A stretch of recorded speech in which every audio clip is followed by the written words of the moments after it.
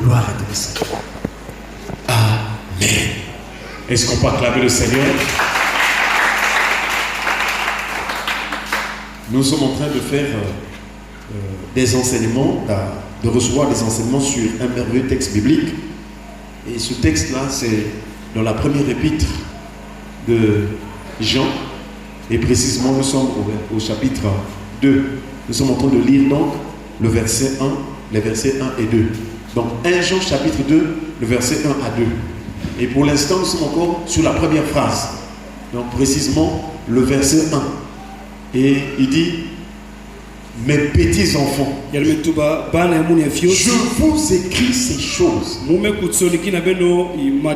afin que vous ne péchiez point. Nous avons vu ce que c'est que les petits enfants. Cela nous rappelle la nouvelle naissance, les enfants de Dieu. Nous avons aussi vu ce que signifie je vous écris ces choses. C'est la parole écrite, la parole révélée et qui est mise à l'écrit. Et la troisième chose que nous sommes en train de voir, afin que vous ne péchiez point. Et là nous avons compris que afin que vous ne péchiez point signifie afin que vous ne tombiez pas dans la tentation.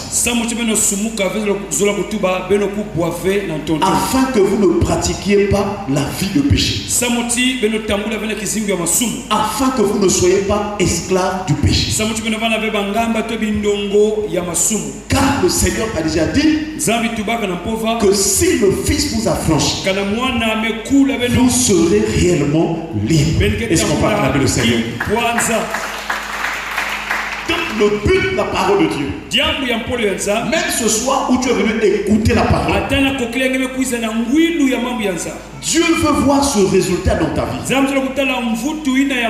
En écoutant la parole, en recevant la parole, que cette parole touche ton cœur, qu'elle juge les pensées et les sentiments du cœur, et qu'elle te donne ainsi de développer la crainte de Dieu. C'est là où nous comprenons que Dieu nous a sauvés pour marcher de la sanctification, de la sainteté, et non pas selon la chair. L'apôtre Paul nous a rappelé en disant: nous marchons selon la vue, nous marchons selon la foi et non selon la vue. Donc marcher par la foi, c'est la marche spirituelle. C'est regarder les choses spirituellement. C'est s'affectionner aux choses de l'esprit. C'est ce qu'on appelle donc vraiment la marche spirituelle. Et c'est là où nous comprenons que tous ceux qui ont marché dans la foi, tant dans l'ancienne alliance que la nouvelle alliance, c'était une marche par l'Esprit de Dieu. Ils étaient poussés, ils étaient conduits, ils étaient dirigés par l'Esprit de Dieu. Est-ce qu'on peut acclamer le Seigneur? Et notre prière est que cette année, que tu prennes aussi cet engagement, que tu aspires à la marche selon l'esprit. Car ceux qui sont conduits par l'esprit sont fils de Dieu. C'est pourquoi chaque fois que tu vas écouter la parole, il faut comprendre la dimension spirituelle que Dieu nous donne. Quel est le message? Quelle est la leçon à retenir? Qu'est-ce que Dieu est en train de me demander de faire? Voilà ce qui est essentiel. Et donc nous avons compris aussi que si Jean, l'apôtre Jean a dit afin que vous ne péchiez point, c'est aussi une manière de dire qu'il y a des armes, il y a des moyens pour résister devant la tentation. Et c'est là où nous voyons donc le Seigneur Jésus-Christ. C'était presque la dernière minute, la dernière période où il était avec les disciples avant qu'il soit arrêté et être crucifié. Cette nuit-là, c'était donc dans le jardin de Gethsémani. Les brigands s'étaient préparés. Les malfaiteurs s'étaient préparés. Judas était allé pour le trahir. Pour indiquer à ces militaires-là, ces militaires, où était Jésus, dans quel champ il était. Et déjà, j'ai commencé à avertir en disant que vraiment, le temps est presque fini. Mais les disciples ne comprenaient pas. Jusqu'à ce que Jésus va faire quelque part en avant. Il va commencer à prier. Et il en a fait pendant 3 fois. Donc environ 3 heures du temps. Séparés d'1 heure à 1 heure. Mais au retour, lorsqu'ils se retournent vers les disciples, ils avaient des yeux apaisantis par le sommeil. C'est là où Jésus va leur dire: veillez et priez afin que vous ne tombiez pas en tentation. Est-ce qu'on va acclamer le Seigneur? L'esprit est bien disposé, mais la chair est faible. C'est-à-dire, si tu acceptes de marcher selon l'esprit, en mettant en pratique la parole de Dieu, tu seras fort. Pendant que les faibles dorment, toi tu auras la capacité de tenir pendant les veilles de la nuit. Alléluia. Amen. Frères et sœurs, nous sommes en train de voir donc, pour résister à la tentation, il faut être aussi fort dans les veilles de la nuit. C'est là où, frères et sœurs, le matin nous l'avons vu, Jésus, vers la 4e heure, la 4e veille de la nuit, il est allé vers les disciples. Il marchait sur la mer. Est-ce qu'on va acclamer le Seigneur? À la 4e veille, le matin nous avons expliqué les veilles. Comment calculer les veilles de la nuit? Nous avons vu que la première veille c'est entre 18h et 21h. La deuxième veille c'est entre 21h et 0h. La troisième veille c'est entre 0h et 3h du matin. La 4e veille c'est entre 3h du matin et 6h. Donc on dit Jésus vers la 4e heure. Donc c'était, on dirait vers l'aurore. Et entre 3h et 6h, Jésus est venu vers, il s'est dirigé vers les disciples. Mais ce qui est important, ceux qui marchent, ils marchaient sur la mer.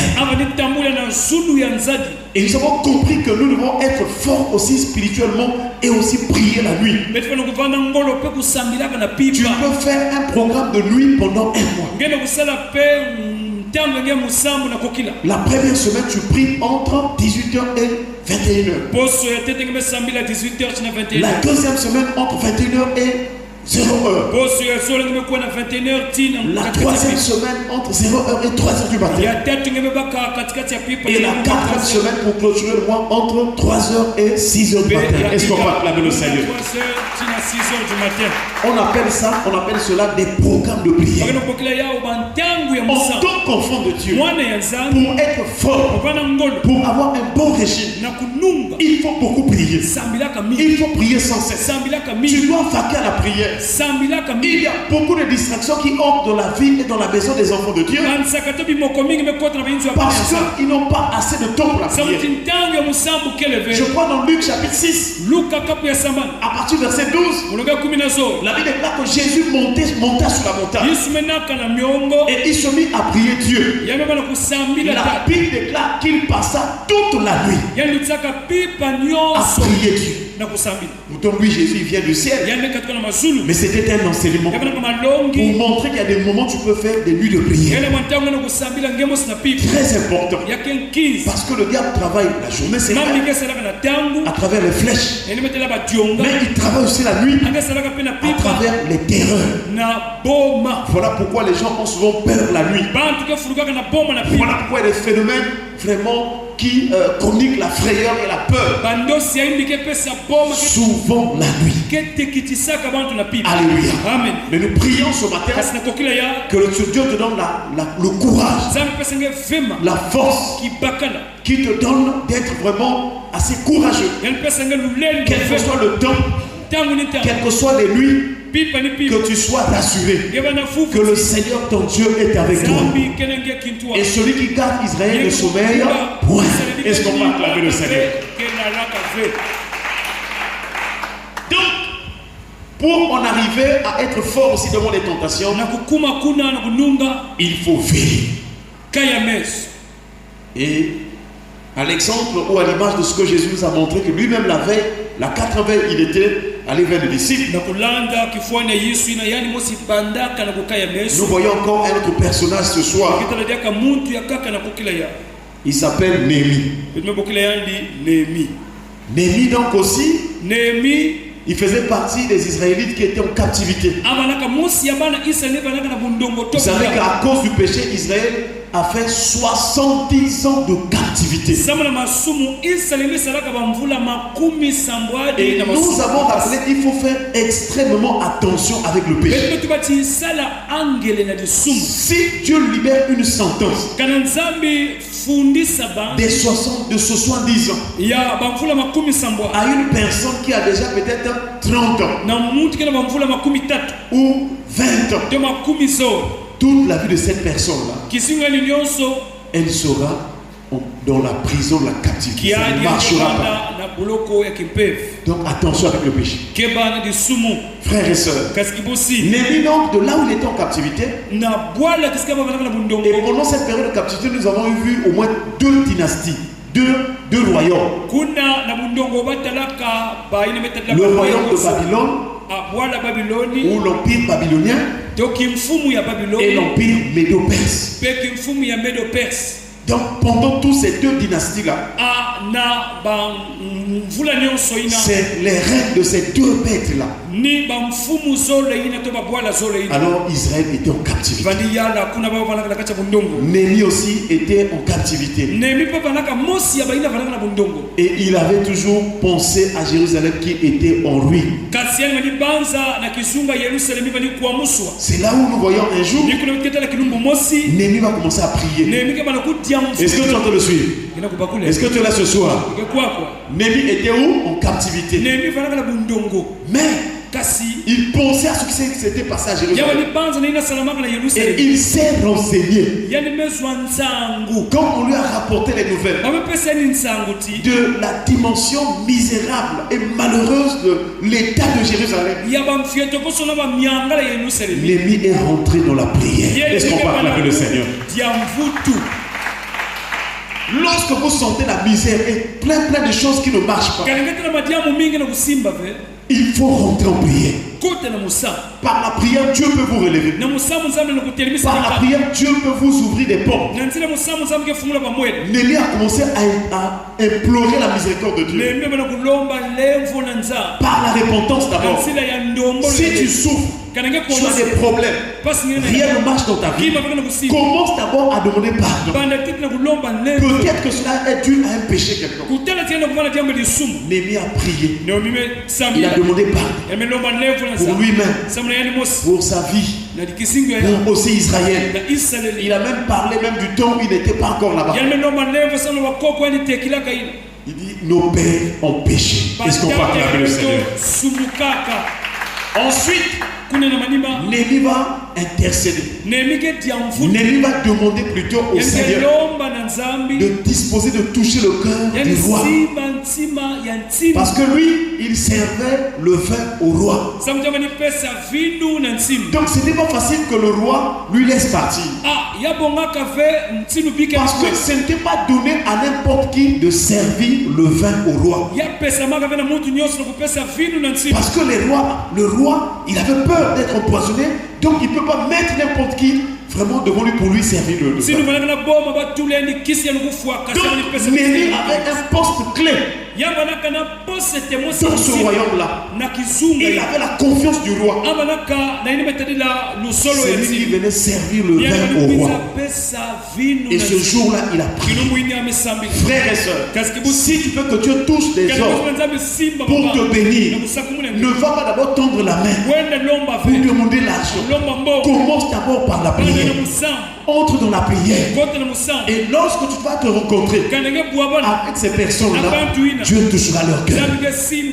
Alléluia. En toute chose, commence par la prière.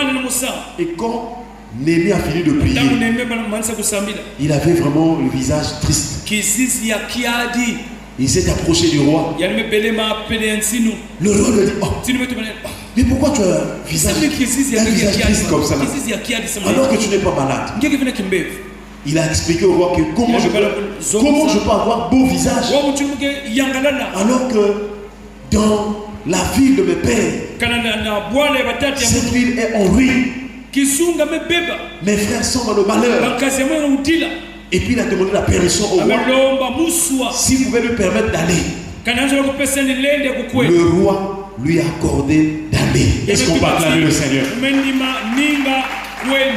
C'est comme ça que Néhémie va se décider d'aller à Jérusalem. Donc, dans ce passage, l'on voit les stratégies de Néhémie. Parce que Israël était en ruine. Jérusalem était en ruine. Mais il va arriver sur le terrain. Il y avait des gens qui n'avaient pas de bonnes dispositions et qui ne voulaient pas que l'on rebâtisse les murailles, qu'on puisse vraiment rebâtir les fondements et les murailles. Il y avait des gens qui étaient mauvais. C'est pour ainsi dire, lorsque ça ne marche pas, lorsqu'il y a le malheur, lorsque la tentation est là, il y a aussi des Sanballat et des Tobija. Est-ce qu'on peut acclamer le Seigneur? C'est ainsi que ce soir, nous prenons déjà le chapitre 2. Néhémie chapitre 2. Et nous lisons le verset 10. Il est écrit, Sanballat le Horonite et Tobija le serviteur ammonite, l'ayant appris, eurent un grand déplaisir de ce qu'il venait un homme pour chercher le bien des enfants d'Israël. Donc Néhémie venait pour le bien du peuple, pour qu'on rebâtisse les fondements et ensuite les murailles. Il y avait des phases dans le retour de la captivité. Il y avait plusieurs types de retours parce qu'il y avait aussi des estras. Mais ici nous focalisons sur le tour de Néhémie. Lorsque les Sanballat et Tobija, ils ont écouté que Néhémie arrive pour rebâtir, alors Sanballat et Tobija, ils ont eu un déplaisir. Et vous allez voir dans la suite qu'ils vont être là pour tenter d'empêcher la reconstruction de la muraille. Frères et sœurs, notre prière ce soir, que quiconque t'empêche, quiconque te regarde d'un mauvais œil contre ton évolution, que le Seigneur le confonde. Alléluia. N'oublie jamais où que tu vas aller. Il y aura des gens qui vont t'aimer. Il y aura des gens qui vont te regarder. Mais nous saluons le courage de Néhémie. Est-ce qu'on va acclamer le Seigneur?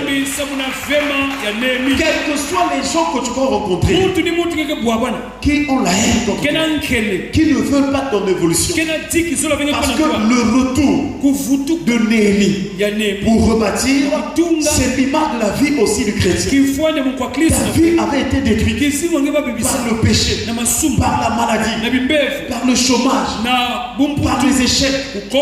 Tu es arrivé dans une dimension où tu n'as plus rien. Tu traverses des moments difficiles. C'est une forme de destruction. Ce soir, le Dieu de Néhémie te rappelle qu'il est le Dieu qui est capable de relever, de rebâtir, de reconstruire. Même si tu étais tombé dans le péché, dans les psaumes il est écrit que l'Éternel soutient ceux qui tombent. Il redresse ceux qui sont courbés. Quel que soit ce qui avait fait courber ta vie, ce soir nous prions le Seigneur qu'il te relève, qu'il te redresse dans le nom de Jésus. Prends courage, n'aie pas honte de ta situation. Expose ta cause devant le Seigneur. Il est le secours qui ne manque pas au temps de la détresse. Laisse les gens se moquer de toi, mais il y a quelqu'un qui t'aime. Le Dieu vivant est vrai. C'est lui qui nous a aimés le premier. C'est lui qui nous a aimés le premier. Donc même quand tu étais pécheur dans le monde, Jésus t'avait déjà aimé.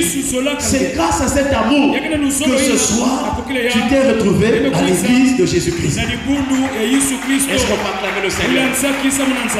C'est le mystère de l'amour de Dieu qui a fait qu'aujourd'hui tu deviennes chrétien. Qu'aujourd'hui tu puisses avoir les sentiments d'être dans la présence de Dieu, de prier Dieu. C'est sans les sentiments de Jésus qu'il t'a communiqué. Parce que quand il était sur la terre, physiquement parlant, il enseignait la volonté du Père. Donc tout cela, c'est le signe de l'amour de Jésus. Alléluia. Amen. Et Paul va dire aux Romains, or l'espérance ne trompe point. Parce que l'amour de Dieu est répandu dans nos cœurs par le Saint-Esprit. Alléluia. Reçois l'amour de Dieu ce soir. Frères et sœurs, je ne sais pas qu'est-ce qui a été détruit dans ta vie. Quelles sont les stratégies? Nous avons dit que la tentation, c'est aussi la tribulation. Donc, lorsqu'une personne est tentée, il y a plusieurs types de tentations, parmi lesquelles aussi les souffrances et les tribulations. Oui, frères et sœurs, il y a des gens qui sont allés voir les féticheurs à cause de la souffrance. Il y a des gens qui sont allés dans les mauvais milieux à cause qu'ils cherchaient en fait la délivrance ou bien ils cherchaient la protection. Mais c'était une tentation de l'ennemi. Je voudrais te dire, quelles que soient les souffrances que tu traverses, au ciel, il y a un Dieu. Il y a le seul Dieu, vivant et vrai. Jésus-Christ de Nazareth. Il a quitté le ciel. Il est venu sur la terre. Il a pris un corps. Dans la chair, il a souffert. Mais dans sa souffrance, il n'a pas commis de péché. Il est allé jusqu'à la croix pour porter l'iniquité de nous tous. Et il est la seule personne qui a supporté le poids de la souffrance de tous les hommes. Voilà pourquoi si tu l'invoques, quelles que soient les souffrances que tu traverses, il est capable de t'en délivrer. Il n'y a que Jésus qui peut te donner la délivrance. Alléluia. Amen. Nous voyons donc Néhémie, il est en train de repartir à Jérusalem pour reconstruire. Frères et sœurs, donc c'est là que nous comprenons la première Jérusalem, c'est lorsqu'Israël était en train de pécher pendant la période de roi. Mais le retour, ça devient maintenant une Jérusalem dans le sens d'une personne qui va reconstruire. Et Israël que vous voyez là sera restauré aussi, d'après les prophéties bibliques. Mais pour nous qui sommes en Christ, nous ne sommes plus cette Jérusalem terrestre dans la souffrance. Jésus est venu pour nous rebâtir, pour nous reconstruire, pour nous donner d'être le temple de Dieu. C'est pourquoi, frères et sœurs, nous sommes membres non de la Jérusalem terrestre, mais de la Jérusalem céleste. Alléluia. Amen. Que Dieu rebâtisse ta vie ce soir. Que Dieu reprenne avec toi et que te donne de vivre les choses nouvelles. Néhémie, il est donc reparti. Et malgré le mauvais comportement, la mauvaise conduite, la haine de Sanballat et Tobija,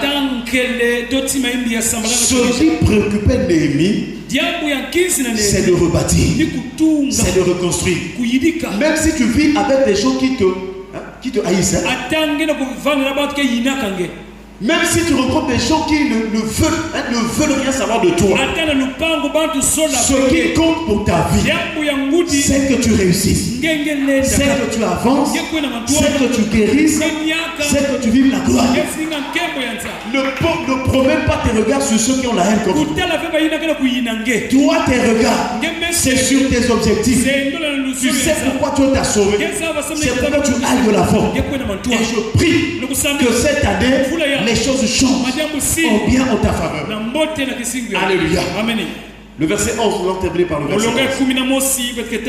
Néhémie dit ceci.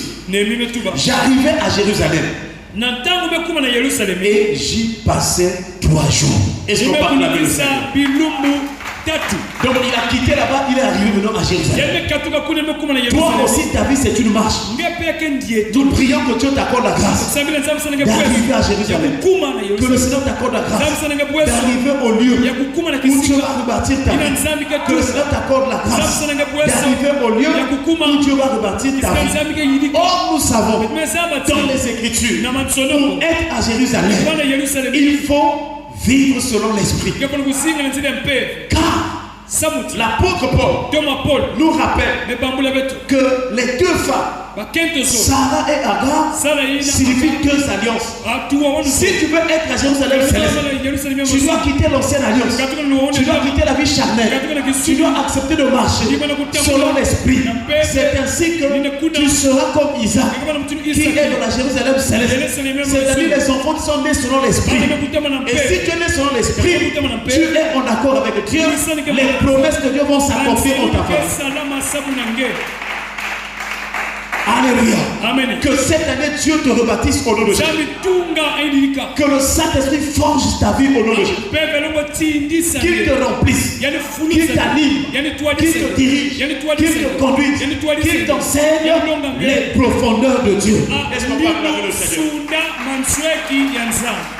La particularité de Jérémie, lorsqu'il est arrivé, il n'a pas commencé à travailler. Il est resté là-bas 3 jours. Répète après moi 3 jours. Alléluia. Amen. Nous savons que 3 jours de la Bible est significatif. Parce que Jonas, lorsqu'il voulait fuir à Tarsis, Tarsis qui est l'image du monde, Tarsis qui est l'image de la chair, mais par l'amour de Dieu, Dieu a utilisé un poisson pour le ramener à Ninive du côté de la volonté de Dieu. Mais Jonas, il a fait 3 jours et 3 nuits dans le ventre du poisson. Est-ce qu'on parle avec le Seigneur? Et ça, c'était une préfiguration. Les 3 jours de Jonas et 3 nuits là, ça annonçait une autre personne qui devait faire 3 jours et 3 nuits. Cette fois-ci, non dans le ventre d'un poisson, mais sous la terre. Jésus-Christ était ressuscité le 3e jour.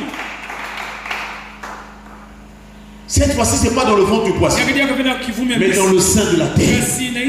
Parce que les hommes qu'il est venu sauver, ces hommes-là étaient formés par la terre. Que Dieu te bénisse. Donc il fallait qu'il accomplisse que la nature terrestre, la nature terrestre, c'est une nature de mort. Moi, je viens vous racheter pour vous donner la nature spirituelle. Donc Dieu ne fait pas des choses au hasard. Toute chose est significative. Tout ce que nous lisons dans la Bible a une signification. Il faut avoir l'esprit pour comprendre pourquoi Dieu a permis telle chose. Parce que la marche de Jésus, c'est tout est enseigné. Notre prière ce soir, que Dieu te rebâtisse. C'est là où nous comprenons le bâtir ou restaurer, c'est aussi l'image de la résurrection. Est-ce qu'on va acclamer le Seigneur? Car lorsque le prophète Ézéchiel avait vu les eaux secs dans la vallée, frères et sœurs, Dieu lui a posé la question: Fils de l'homme, ces eaux peuvent-ils revivre? Revivre, ça veut dire revenir à la vie. Ces eaux peuvent-ils ressusciter? Donc la restauration, c'est une résurrection. Est-ce qu'on parle avec le Seigneur?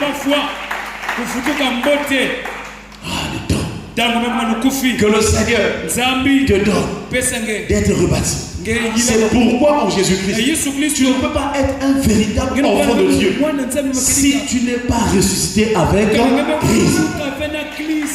Et c'est quoi Paul, dans Romains chapitre 6, il a dit, ignorez-vous que nous tous qui avons été baptisés en Jésus-Christ, c'est en sa mort que nous avons été baptisés. Nous avons donc été ensevelis par le baptême en sa mort, afin que comme Christ est ressuscité des morts, nous marchons en nouveauté de vie.